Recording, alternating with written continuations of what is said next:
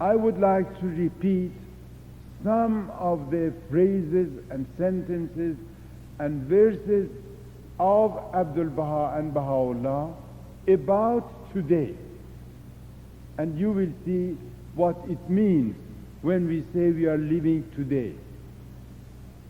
Baha'u'llah says, one particle, one atom, one particle of this day is equivalent to a sun, S-U-N.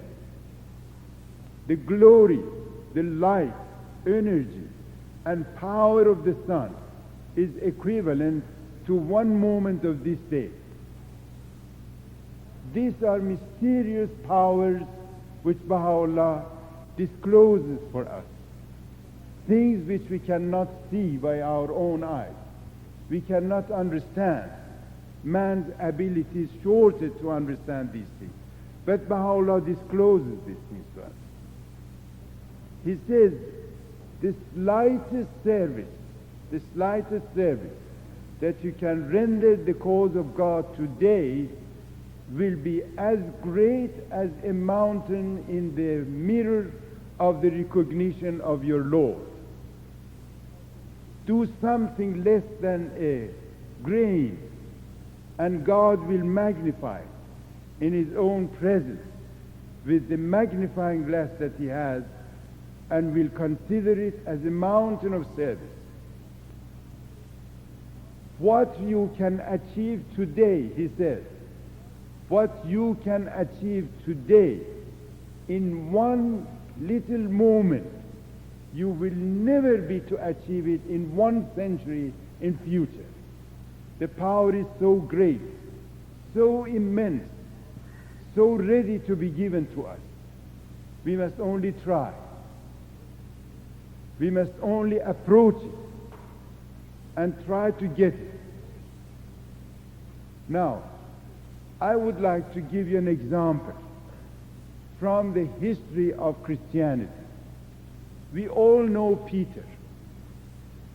Peter the fisherman. He was fishing in the Lake Tiberias. If you can find the record of this in one of the old Star of the West, there is a description given by Abdul Baha while walking on the shore of Lake Tiberias. Now you know the rest of the story of Peter. His behavior, his faith. Sometimes he denied, sometimes he came back, and so on and so forth. Now, because of that morning, when he was awakened and knew the destiny of mankind, recognized in Christ a certain divine power and followed, and he became the rock upon which Christianity had been ever established. Now, the same Peter went to Greece. You read it in the Bible, and stood on the pedestal of Socrates, Plato, and other philosophers who are still the foundation of human philosophy. Greater than these people had never appeared in the world. They are the root and foundation of philosophy. Socrates, Aristotle, Plato, and others. Peter the fisherman, illiterate, stood on their pedestal and spoke 15 minutes only. 5,000 people embraced the faith of Christ, and Christianity was established in Greece. Now, let's come now to the story of today. Hundreds of Christian missions are spread all over the world. They establish hospitals, schools, dormitories, give clothes to the people, give them money, support them, send them to America and Europe to study. With all these material means that they have, in all their missionary works throughout the East, there is nobody to say, yes, I am a Christian.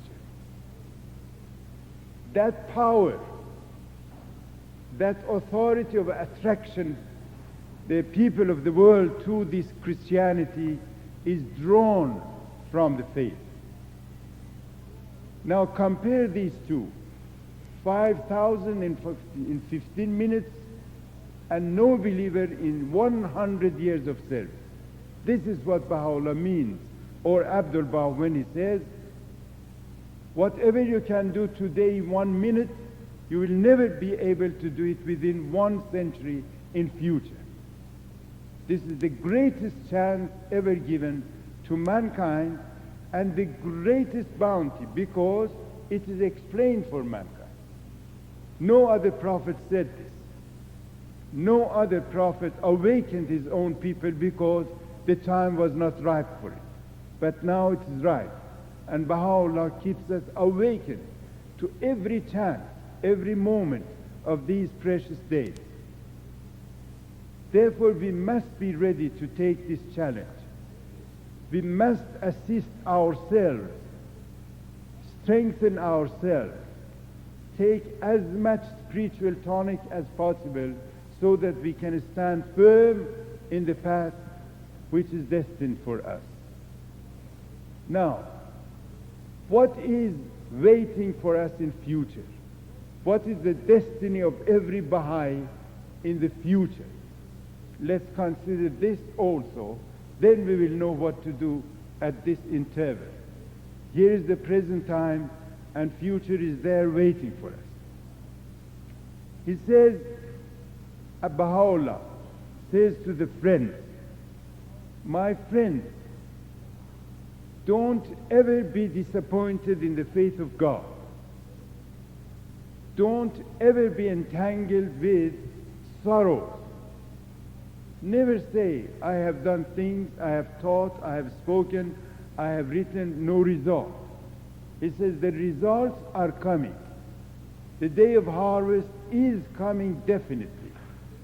The time will come when humanity will suddenly be awakened by themselves.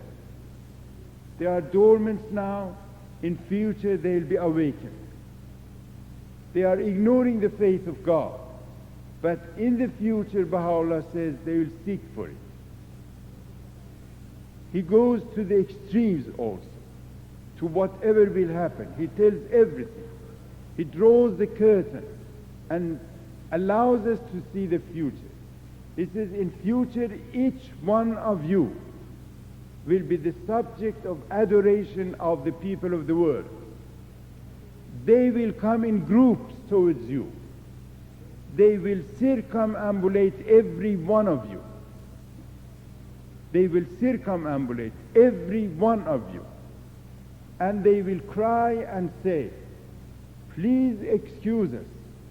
We remained heedless to whatever you told us up to the present time. But now we are ready to hear. Please tell us whatever it is. What is the faith of Baha'u'llah? Tell us. Now the most interesting part is this. To whom did he say this? The addressee of this tablet is a mother whose young son had been taken a captive in the hands of the Muslim in one of the cities of the northern part of Persia, the city of Zanjan. You have read this name in Nabi's narrative. The son was extremely handsome, very learned. He had seen Baha'u'llah in Adrianople, visited Baha'u'llah with the greatest amount of joy and spiritual potency. And Baha'u'llah poured his love in abundance on this young man who was about 25 years old. When he returned to Zanjan, the Muslims captivated him, placed him in prison, and the day came when the time of his martyrdom came. Some of the people pitied this young man. They said, it's not good to kill this very handsome young man. And this young man stood firm and announced himself as the follower of Baha'u'llah. Some people suggested, let's send for his mother to come and beg him to refute the faith of Baha'u'llah. The mother was called upon. The mother came and from afar said, Ashraf, are you still alive? Why don't you give your life for Baha'u'llah? She shouted, and then the child was killed. After the martyrdom of this boy, Baha'u'llah wrote this woman several tablets, and these things are given to this woman to give her the hope that the blood of her son had not been poured in vain. The result of this blood will be the awakening of the people of the world. She has many tablets, but the destiny of this woman had been only sorrow in life and nothing else. Her son, her only son, was martyred. Many of her relatives died, and she had been taking care of the children of the martyrs of Zanjan all through her life, to the end of her life. He had no rest, no comfort, no apparent joy. Only her heart had been aglow with the love of Baha'u'llah. Now this is the future. In another tablet, Abdul Baha says the same thing in different terms. He says, in future, the people will hasten to every individual Baha'i, like people who are absolutely stricken with diseases, and they are searching for doctors and physicians. They come to the Baha'i and say, give us your remedies. Give us your spiritual remedies. Now we are ready to have them. And he repeats the same sentence in other terms and says, they will go to the Baha'is like wounded people and say, give us balsam for our wounds, the wounds of our hearts, our body, our souls. We are ready. There are more than 200 sentences like this in the writings of Baha'u'llah and Abdul Baha. The same thing about the potency of today. I think it's sufficient for us to understand the greatness of today and the greatness of future. The greatness of the power which is given to us today, the chances which are given us today. What we can do today, it's impossible to do in future.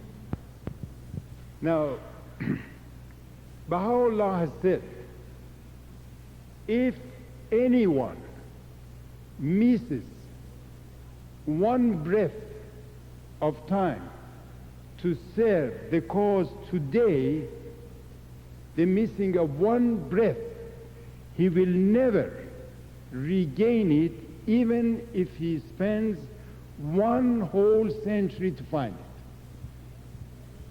Therefore, every moment of these days, every moment is equal to 1 century in future, and we'll never find it. Today is the day that the pearls of faith and steadfastness will be revealed from the minds of the existence of the people of the world. If I could reveal the greatness of today, you would sacrifice 100,000 lives to get one moment of it.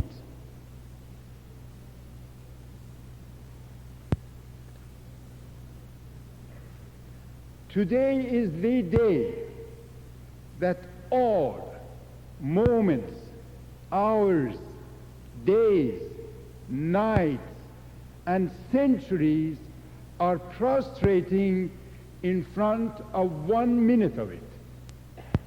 Centuries are humbled in comparison to 1 moment of this day. Today is the greatest day of history because all the pearls and jewels deposited by the hands of God in the minds of each individual human being will be manifested. Today is the master of all days, nay, the king of all days.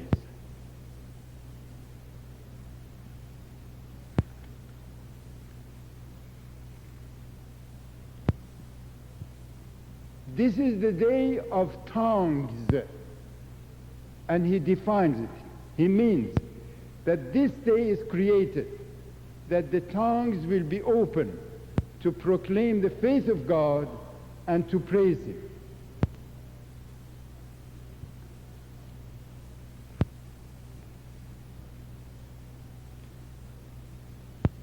I hope we will have more chances together, and I will read to you more quotations about today.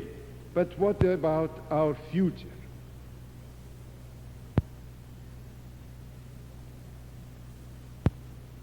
Ere long, you will see all the people of the world advancing towards you.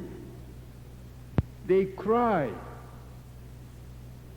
because they had lost the moments, the minutes of services to the cause of God.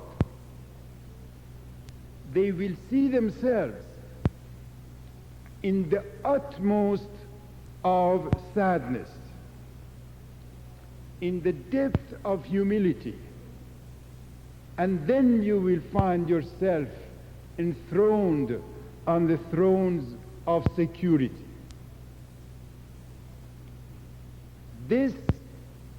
This youth refers to himself, Baha'u'llah. This youth is missioned by God, is sent by him to give a new life to the world of today.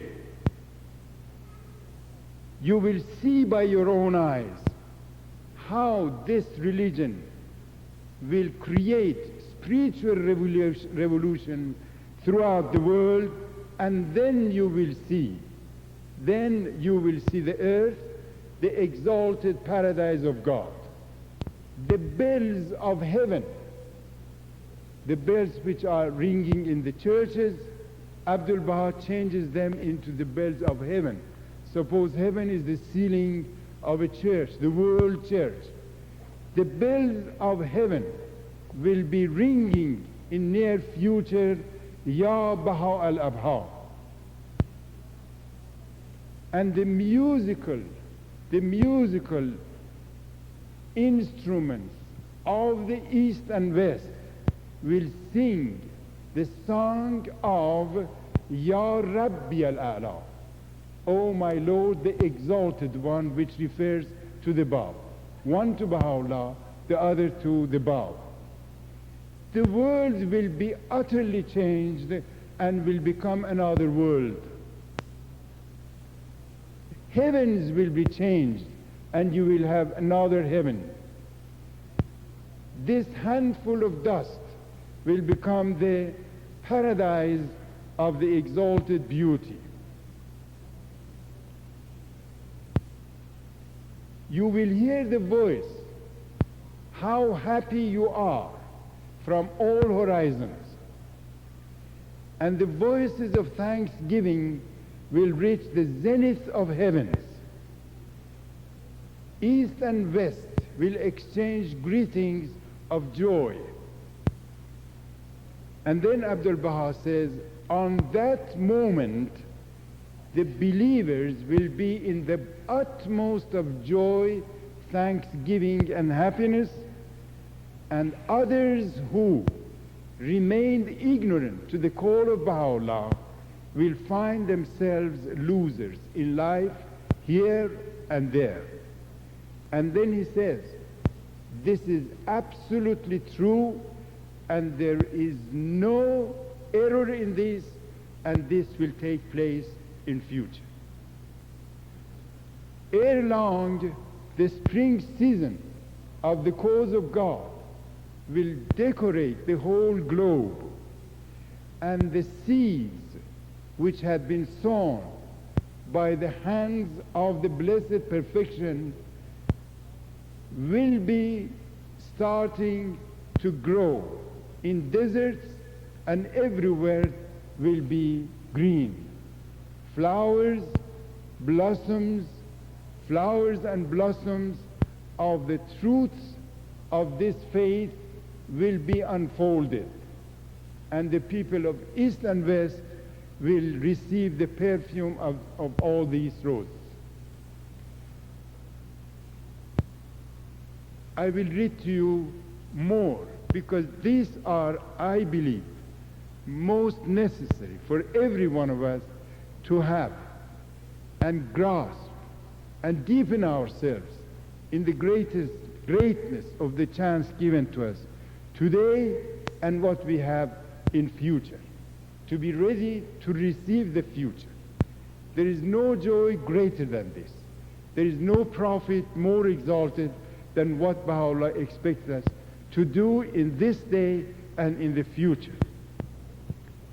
And you know, the policy of God is based on slow movement. It is never abrupt. Even when you see a volcano, the volcano is not the result of one action at that moment. It has months of preparation before. Things happen underneath the volcano, then suddenly it erupts. Therefore, in the faith of God, also we have slow motion. The youth should never lose their hopes, their aspirations. And saying, for example, after 134 years of the faith of Baha'u'llah, we have this view in Australia. No, on the contrary, it's extremely hopeful that we have this number here at this time. Just think of other faiths, how long it took them to go even to the neighboring countries where they had been created. Now, within 1 century, the faith of Baha'u'llah has taken over the whole globe by stalwart pioneers, teachers who are like lamps of guidance placed in every corner of the world at the time when man will become absolutely hopeless about his destiny, about the destiny of his family and his children, his country, everything. They will suddenly, in the midmost ocean of tempest and revolutions, will find a lamp turning. They'll go towards that lamp. The Baha'is are these lamps which are installed by the hands of God for that future. And most of these are young people. We must be proud of them because they keep themselves clean, away from the dirt of society, away from spiritual diseases of the people. They keep themselves healthy under the direction of their assemblies, under the education of Baha'u'llah, and fed by the verses of Baha'u'llah and the writings which we have in the faith of Baha'u'llah. And it is because of this great spirit that they rise to prove that they are men of history. Future is in their hands. Today is in their hands. Therefore, they must do their best. The teaching of Baha'u'llah gave the youths and everybody aim, goal, and meaning to the life of man. Not that we are here to drink and eat and sleep and tomorrow be awakened to repeat the same thing and then die. This is what animals do. But there is a goal for all of us. The goal is to capture the heart of mankind. Mankind has a heart. To capture all hearts, to unite them and make them, change them into one heart, the heart of humanity. This is within the possibility of all the Baha'i youth. We don't need many words, just our pure, heartfelt love to the people of the world. And the people will come. The time is coming. Let's prepare ourselves. Let's strengthen our arms to embrace them. Let's be waiting for the most glorious moments of our life.